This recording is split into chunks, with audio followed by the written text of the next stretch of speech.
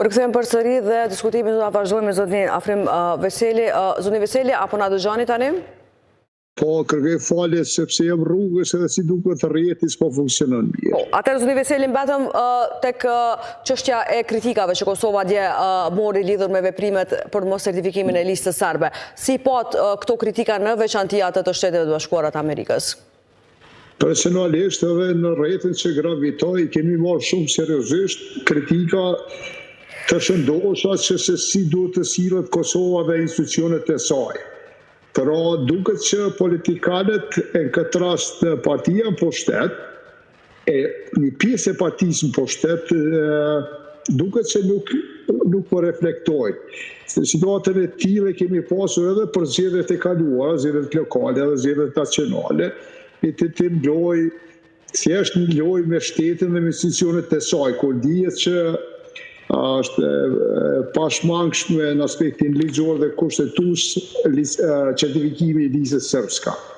Unë besoj që s'ka shqiptar në Kosovë dhe shqiptar i Kosovës, pra përfshirë edhe nacionalitetin serb që nuk e din se lista sërbska është thjesht një vegël e Serbisë dhe presidentit e saj Vučić në Kosovë dhe është destruktive dhe se punon çdo ditë për pranimin e shtetit Kosovës. Po megjithatë, na jemi shtet demokratik, shtet ligjor, dhe si të tillë dhe duhet të sillemi, pra sipas normave ndërkombëtare. Andaj edhe mos certifikimi i saj ka ardhur në çet aspekt për mos respektim të ligjit.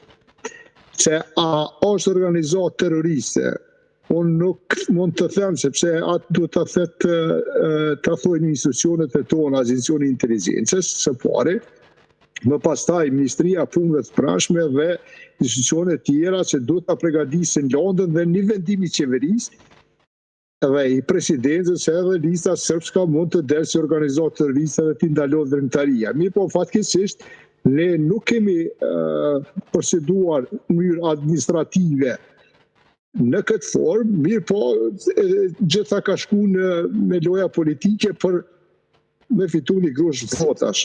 A në anën tjetër është bërë dëm i madh, sepse imazhi i Kosovës në sytë e partnerit tonë strategjik dhe vendeve tjera evropiane është cenuar dhe kemi dalur sikur një shtet që nuk i respekton ligjet e veta. Pra është një thirrje e sinqert, një thirrje kisha thonë prindërore shëmbave që të reflektojmë që të gjithë, pra si nga partia pushtet edhe të gjithë qytetarët e Kosovës që është mirë shumë me komente të tilla që ndoshta fare pak ju bën derë dhe shumë pak dinë ata për atë. Po, zoti Veseli, pam që Shtetet e Bashkuara thanë që me këto veprime po krijohet një stabilitet dhe po vjet në pikpyetje rikthimi i dialogut strategjik me SHBA-t. Cila do të mund të jenë pasojat tjera për Kosovën në rast se vazhdohet të ketë tendenca të tilla ndaj kësaj partie përkundër faktit që gjatë gjithë kohës dihen sfidat që kjo parti e sfidon gjatë gjithë kohës rendin kushtetues Kosovës. Realisht për mua është e pa kuptim. Edhe nuk mund ta marr me mend që Kosova mos gjen gjurë përbashkë me partnerin ton strategjik. Pra, kur them partner strategjik më duket pak si largas. Shqipëria dhe Shtetet e Bashkuara të Amerikës, Shqipëria shteti i OM dhe SHBA-ja, gjithsesi Amerika si quhen nga kosovarët, që nga vitet 90 e para 90-ave e sidomos në luftën për qëllimin e Adeut, ka qenë me ne. Na ka ndihmuar në luftë që të çlirohemi, na ka ndihmuar që ta shpallim pavarësinë e vendit, na ka ndihmuar që të krijojmë institucionet e vendit, pra edhe ushtriku kam shërbyer për shumë vite. Unë sot e lexova një raport të një gazetari, njëri me Betajt, që kishte nxjerrë për miliardat e harxuara gjatë 99-s, vitit 2000 luftës dhe situatës emergjente që kemi pas përfundimit luftës. Pra unë sa kam pas informacion dikun mbi 30 diçka miliard dollar taksa paguese amerikanin ka kushtuar Kosova edhe populli i Kosovës. Këto para që i ndonë për një popull që të çlirohet dhe të ndërtohet në demokraci. Sot pas shumë vitesh del dikush, kush do të qoftë ai, me emrin mbi emër, baba im apo juaj, dhe të flet, dhe mos i dëgjon këshillat e mikut, vërtet mira, një demokracie më të mirës në botë, për mua është anakronike, apo shtoj pyetje se çfarë ka ndodhur me neve, si qytetarë të Kosovës, na është fshirë truni krejt, apo çfarë jemi ka dëshirojmë. Nëse duam prosperitet, nëse duam liri dhe demokraci siç kemi kërkuar, nëse duam rrugtimin tonë drejt Bashkimit Evropian, e sidomos antarësimit NATO-s, ne duhet të silemi ndryshe. Po, dhe ndërkohë tani sa i përket mos ratifikimit të saj, ne kemi parë që edhe parti tjera përveç Vetëndosjes kanë abstenuar. Tani e bartin barën edhe fajin të gjitha edhe parti tjera të cilat nuk kanë votuar pro certifikimit të saj përkundër faktit që skenari tashmë dihet sepse është hera e tretë që i njëjtë PZ apo ja e rikthen procesin dhe obligon KQZ-n ta certifikojë këtë parti. Pa dyshim edhe parti tjera me abstenimin e tyre e kanë bërë lojën e njëjtë, për një grusht votash se cilat duke ruajtur vetën. Asnjëra nuk ka menduar këto parti politike që ta ruajnë ligjshmërinë e vendit, sepse ligjet thotë ashtu, kushtetuta e vendit thotë ashtu. Nisën srpska dhe destruksionet e shtetit serb që i kemi vazhdimisht që 20 e sa vite, duhet kërkohet ndryshe, duhet luftohet me ndërtimin e shtetit demokratik, shtetit ligjor. Po jo të bëhen loja politike që njëra të del kondër, të del patriotike në thojza, e mas pakti është patriotizëm. Kjo dhe të tjerat shkojnë me sistemin e abstenimit, pra shumë pak dallim. E para shumë keq, të dyja pak ma keq, po që të gjitha të këqija. Janë duke bërë dëm vendit. Dhe thotë i mungon guximi qytetar, guximi nacional, që dalin haptas i para qytetarëve, pavarësisht se a do të ndikon në numrin e votave tyre tash nove që jemi në këtë fushatën zgjedhore që do t'i kemi zgjedhur me 28. Po, e përmendet që janë disa hapa që do duhet të ndiqeshin në mënyrë që kjo parti në fund të mos certifikojë ose të shpallej terroristë ose në rrethana të tjera për mënyrën se si ka vepruar dhe ka sfiduar deri më tani institucionet. Cilat janë hapa që do duhet të ndiqeshin nga institucionet për të ardhur deri te ky proces në mënyrë që të mos kemi reagime të tilla ndërkombëtare dhe a ka mjaftueshëm fakt institucionet e Kosovës për ta shpallur atë ashtu siç po kërkohet? Ove shumë lehtë është, na jemi shtet i konsolidum, kemi institucionet tona. Nëse institucionet tona, agjencioni, Ministria e Punëve të Brendshme, kanë informacione, kanë argumente juridike që kjo organizat politike, quajtur Lista Srpska, është duke ndërmarr hapa të radikalizimit, të përkrajës, të organizimit të akteve terroriste, të tjera që bindesh me kodin penal të Republikës Kosovës, që du të shpallet organizat terroriste edhe u kry çështja. Njëjtë kemi vepruar me disa organizata tjera ndërkombëtare sigurisë si Al-Qaiden, që i kemi shpallë, i ka shpallë presidentja. Nëse ka individ në këtë parti, e jo tërësia, ata persona që janë antarë të kësaj partije, pra të Listës Srpska, ata të shpallën si personat të rrezikshëm dhe mos të certifikohen si individ.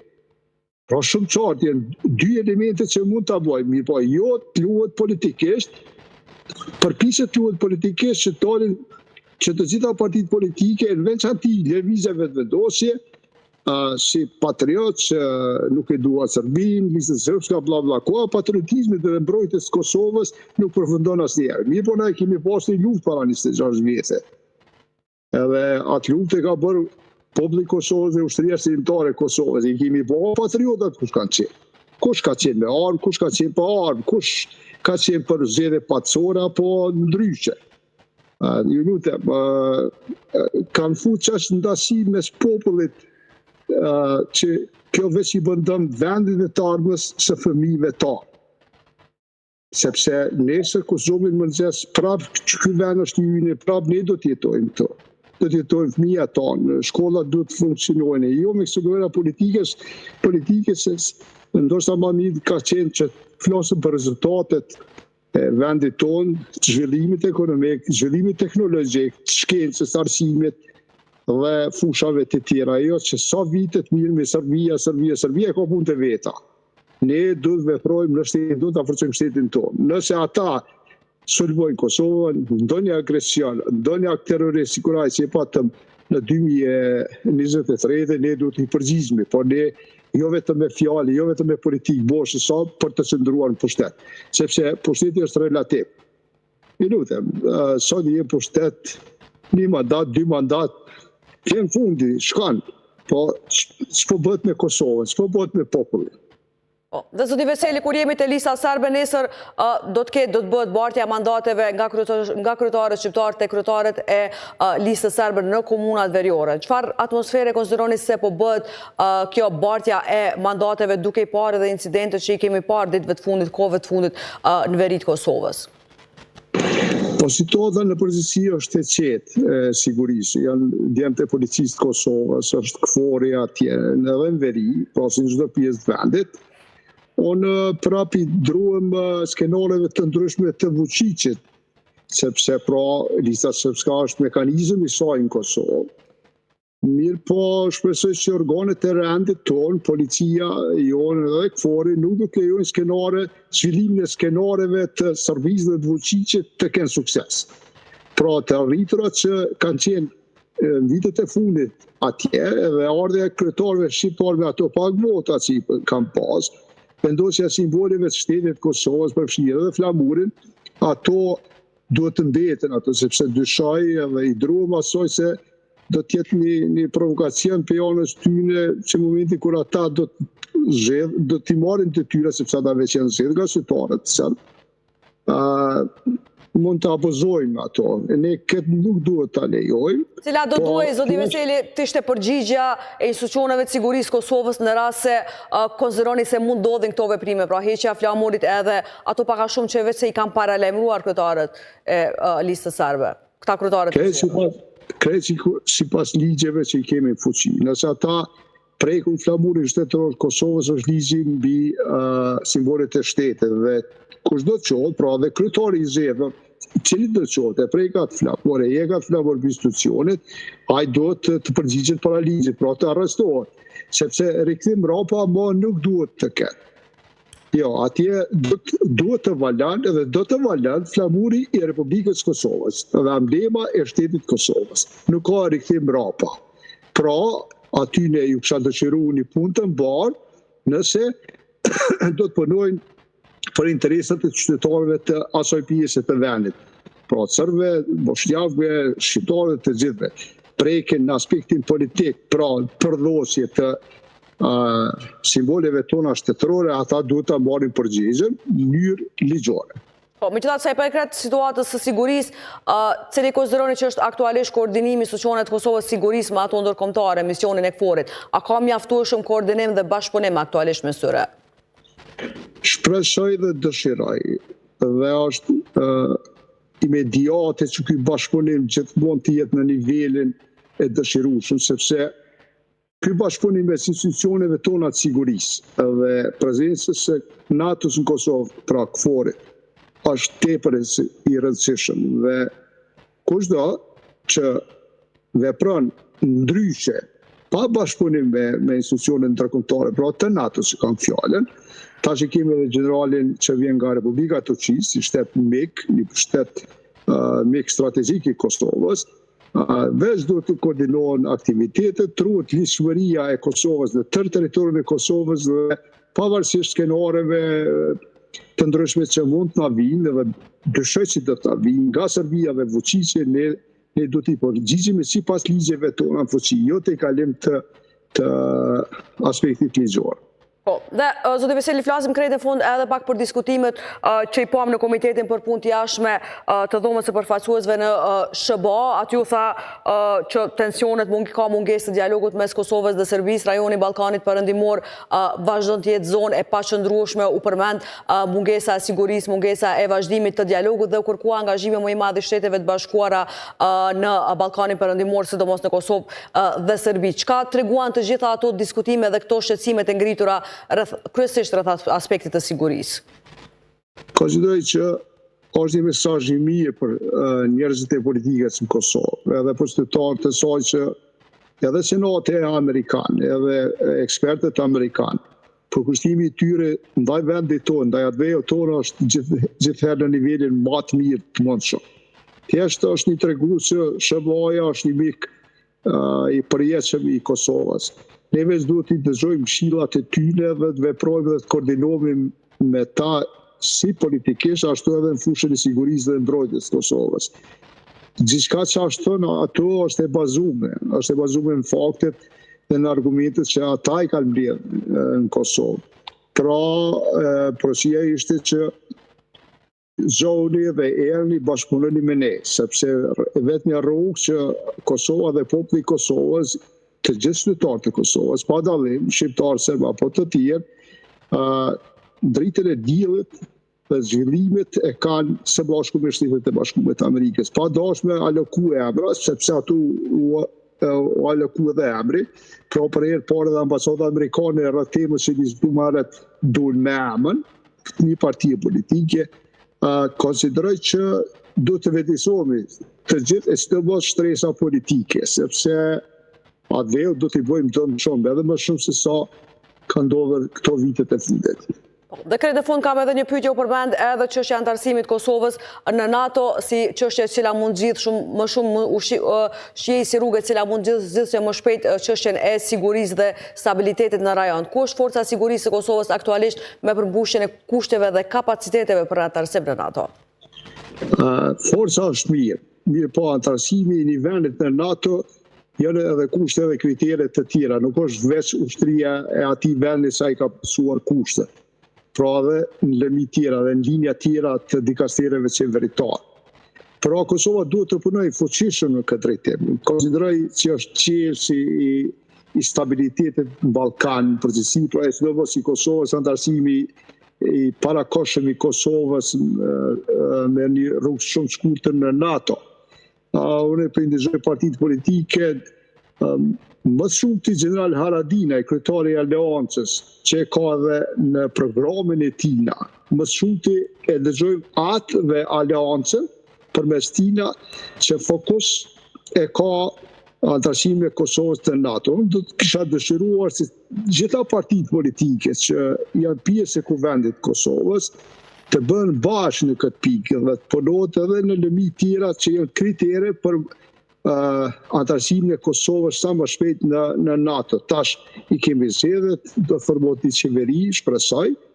Nuk e di kush do të fiton, nuk e dim ne kush do të jetë ato, mirë po në këtë pikë të jenë së bashku dhe secila parti të jap kontributin e vet, ashtu siç është duke bërë General Haradinaj, që në ndryshe s'mund të them ati njeriu të madh, sikur që ka bërë në 2018 në formimin e shtrisë dhe së bashku ti bindin partnerin tonë strategjik, sepse ata veç e dinë ato dhe të përgatitemi edhe në fusha tjera, edhe ushtri dhe të antarësohemi në NATO. Më Kosova nuk do të sfidohet nga Serbia, sepse është neni 5 I kartës të NATO-s, më pastaj Kosova hyn në ujrat normalit një shteti normal.